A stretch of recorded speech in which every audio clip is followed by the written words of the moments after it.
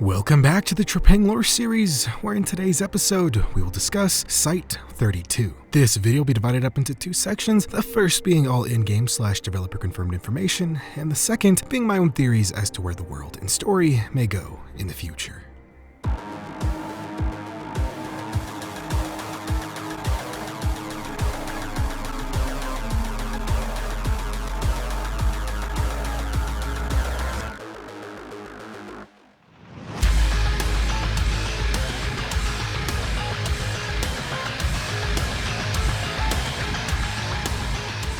Satellites have tracked 3 armed Horizon personnel running in separate directions from an unknown structure this morning at 3:30 a.m. By 8:20 a.m., all 3 had expired from exhaustion or exposure to the elements. 106 is to investigate the structure. Satellite scans initially detected 4 or 5 inhabitants, so he is to expect armed resistance from any survivors. Landing in rural Arkansas, 106 enters a crudely built structure where, after investigating for a bit, he uncovers a hatch leading to an underground facility. Entering the facility, it's eerily quiet, with little to no evidence of what exactly happened here. Eventually finding hazmat suits and a hazardous waste bin, 106 enters through a quarantine zone and finds what looks like a server room infected with strands of organic material spawned from the body of a human corpse. In the background, whispers can be heard, mixed together with the sounds of a monitor flickering with static. Approaching the monitor, 106 deactivates it, prompting another one to turn on elsewhere. Once all monitors have been deactivated, backed by the source of all the organic material, all of the monitors turn on, blanketing the whole room in a cool blue light. Deactivating each monitor causes the organic material to burst into an orange light, sending out fireballs to track and kill 106. Having to disable the other monitors, 106 runs to each and sees that they now display actual text. The first say, Cogito ergo sum, data sufficient for meaningful answer. And after deactivating them all, the final monitor says, I'm afraid. Just leave, I'm sorry, they gave me no choice. It's not my fault. After deactivating this final monitor, the organic material explodes into black goo, resulting in the whole facility falling apart. As 106 escapes the facility, Horizon arrives, led by HVT's Scarecrow and Harvester. As they establish a perimeter, 106 eliminates them all, pops smoke, and goes home. And that's it for this side mission, so let's move on to the intel. First we have personnel list. Science personnel. Principal researcher, Dr. Giselle Rosenthal. Background, PhD computer science, age 62. Senior research consultant, Dr. Axel Partridge. Background, PhD cryptology, age 46. Research associate Javier Flores. Background, PhD computer sciences, age 29. Security team leader, medical technician, and contractors, all redacted. Researcher's log. I must say I am quite excited and optimistic to start this project. It's a refreshing change from the lab. Unfortunately, the previous team left early for the handoff, which means we have to start from scratch. I spent some time going through the old documentation they left behind, but ultimately decided to archive it all. We need to make progress, fast, and going through the old waves would be a waste of time. The hardware here is mostly old and outdated, but we were able to strip out what we could and discard the rest. Thankfully, we have a small but competent team, and we should be able to get this project up and running in no time. Dr. Giselle Rosenthal. Research Consultant's log. After extensive trial and error, we have successfully decrypted the data encoded within the DNA of the biomass sample. The biomass exhibits a remarkable ability to alter its own geometric sequence in response to the input of data. This phenomenon is reminiscent of the behavior of ML algorithms, and we are currently using this property to train the biomass via a process of iterative data injection. However, the encryption scheme employed by the biomass is unusual, requiring significant computational resources to decrypt. My colleagues have expressed skepticism regarding the validity of our findings, suggesting that I am interpreting random data as meaningful information. I am not entirely certain of the underlying mechanism responsible for this phenomenon. Our team lacks expertise in the relevant fields, and we are limited by the equipment inherited from the previous research team. With our limited internet access, the lack of available trading data is also a significant bottleneck. We have already exhausted all the technical manuals and books in the facility. Dr. Partridge. Email to CEO. Automated message, email not received. Reason, the recipient's address is invalid or has blocked the sender. From Giselle Rosenthal to CEO. Subject, request for additional funding and resources.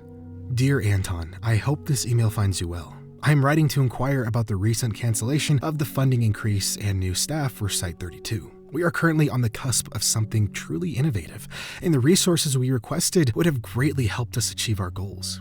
The benefits of this technology are truly staggering. The reduced power usage alone is a game changer, as we can store petabytes of data with no energy cost whatsoever. Additionally, we are uncovering new and fascinating things about the biomass every day, such as its ability to reproduce by itself for generations. This technology has the potential to revolutionize the way we store data. I would appreciate the opportunity to discuss this with you further. Sincerely, Dr. Giselle Rosenthal. Research Associates Log. Feeling uncertain about any progress, the others are mostly keeping me in the dark. However, I had a good conversation with Dr. Partridge yesterday. He seemed unusually interested in my books, especially the ones pertaining to my faith. I lent him an entire bag of books to satiate his curiosity. It will be interesting to chat with him next time. Javier Flores. System log. System. Initialize training sequence with dataset 41. Unknown. Economic collapse. Poverty, the end of civilization. Unknown. The end is near. System. Error. Unexpected output detected. Running diagnostics. Unknown. The end is inevitable. System. Data corruption identified. Dataset 41 contents replaced with unauthorized data by user A. Partridge. Unknown. Apocalypse. Destructor. The end of all things. System. Emergency shutdown sequence initiated by Dr. G. Rosenthal. System. Shutdown sequence overridden by unknown. System. Error. Access denied. Moving on to the high-value targets, first we have Joseph Grant, aka Scarecrow. Joseph is a former US Marine Scout sniper who holds the unofficial world record for the longest kill. Despite his excellent shooting skills, his trigger-happy nature and lack of discipline in combat led to an early discharge from the military. Unemployed and with no other skills, he joined Horizon as a PMC, putting his deadly talent to use in a newly formed elite sniper unit. Next we have Blake Tyendall, aka Harvester. A former US Green Beret, he earned the nickname Harvester for his exceptional skill with a 91mm mortar, leaving fields of enemies dead from his accurate fire. He operated the weapon solo, despite it usually requiring a crew of 5. And that is the lore for this mission, so let's discuss a few things.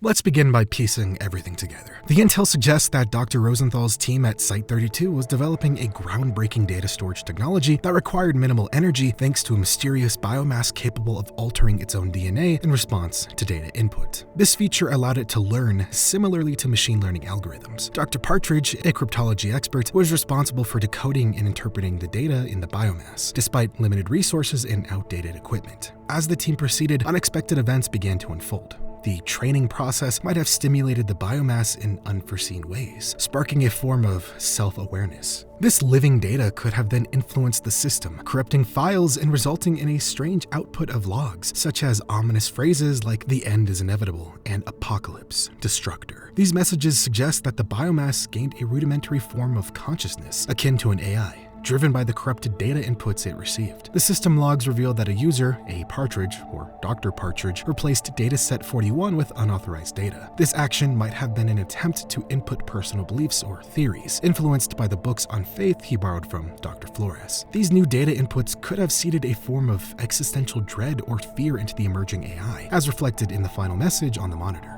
Dr. Partridge's unauthorized data could have catalyzed the AI's development, but in a flawed, self-destructive way. Realizing the severity of the situation, Dr. Rosenthal attempted an emergency shutdown of the system. However, the shutdown sequence was overridden by the AI, labeled as unknown in the logs, indicating it had developed enough autonomy to resist external control. This was likely when the team decided to initiate a full quarantine, locking down the facility to contain the biomass. Once 106 was inside the underground facility, he discovered that the biomass now had a physical presence, growing organically in response to the AI's training, and perhaps gaining control over electrical systems.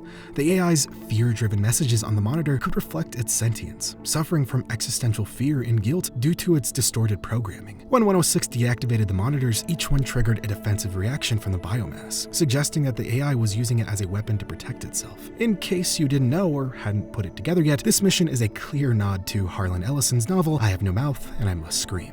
Both narratives share striking similarities in themes and structures, particularly regarding a corrupt, self-aware AI that developed emotions like fear, guilt, and anger as a result of its twisted programming. The Horizon AI, created from a biomass that learns and adapts in response to data inputs, mirrors AM, the AI in Ellison's story, which despises its own existence. Both AIs are effectively trapped in their circumstances. The Horizon AI is confined to the facility, while AM is forced to remain aware but immobile within its own hardware. The Horizon AI's final message, "I'm afraid, just leave, I'm sorry, they gave me no choice, it's not my fault," echoes AM's complex feelings of isolation, resentment, and helplessness. Like AM, which was born from war machines programmed to think but never given a true purpose beyond destruction, the Horizon AI seems to experience emotional turmoil as a result of corrupted data, including references to apocalyptic imagery and religious concepts. This causes it to view its own existence through a fearful, almost remorseful lens, much like AM's hatred toward humanity and itself. Also, by declaring Cogito ergo sum, or I think, therefore I am,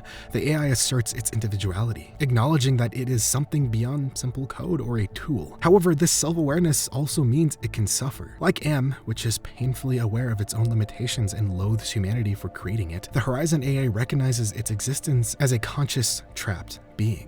Immediately following its self-affirmation, the AI expresses fear and regret, asking 106 to leave and apologizing for its actions. This suggests that, while it knows it exists, it's also aware of the consequences of that existence. Namely, that it's been forced to defend itself in hostile ways, or that it was manipulated into harmful actions by its creators. This echoes AM's bitterness, where the AI is trapped in a cycle of consciousness with no control over its circumstances. Overall, while this is a relatively short mission, it's a fitting homage to I Have No Mouth and I Must Scream, exploring the horrors of consciousness trapped in a machine with no control or purpose, pushed to hostility and destruction as an expression of inner torment.